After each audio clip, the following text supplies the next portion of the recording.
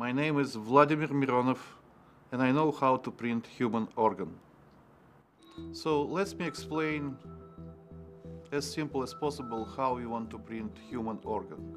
At first you must build vascular system, because if there is no vascular system inside of organ, then organ will not survive.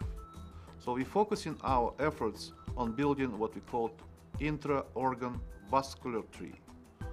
And we start from building block. So if you want to build buildings, you must have bricks. So our bricks is tissue spheroids, something like this, but the size is 200 micrometers.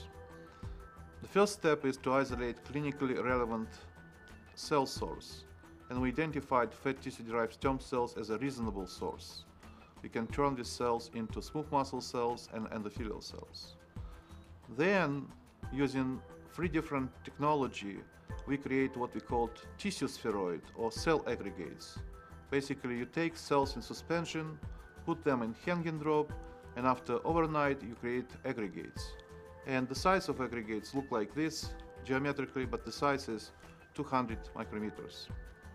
If you take two aggregates and put them close to each other in suspension, and because of surface tension, like 2 drops of water, they fuse and create one single aggregate.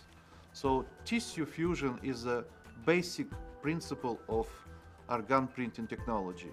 If aggregates can fuse in such direction horizontally, and if they can fuse in such directions, then basically if you print one layer of aggregates and the second layer, and if the thickness of layer corresponded to diameter of aggregates, then eventually they all fuse not only in horizontal but also in vertical way.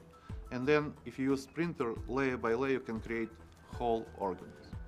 So in order to create a vascular tree, we must place these aggregates in specific pattern using a computer-aided program, in such a way that every aggregates placed close to each other, in such a way they can fuse. And also we created first one ring, then the second ring, and finally we create tube. And if you know how to create vascular tube, then you can create branching tube. And if you know how to create branching tube, you can create also completely vascular tree.